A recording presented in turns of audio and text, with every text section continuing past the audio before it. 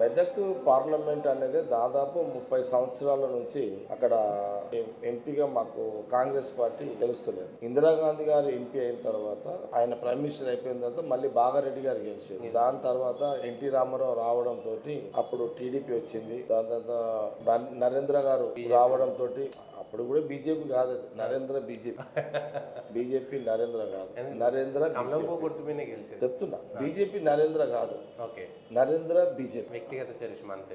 అక్కడికి బీజేపీ ఎక్కడ గురువు కాబట్టి గతంలో లేదు, గురువు అని కాదు, సబ్జెక్ట్ అది, అది వాస్తవం, అది అంతే. ఇప్పుడేమో బీజేపీ లీడర్లు, అప్పుడేమో నరేంద్ర బీజేపీ, తేడా ఉంది.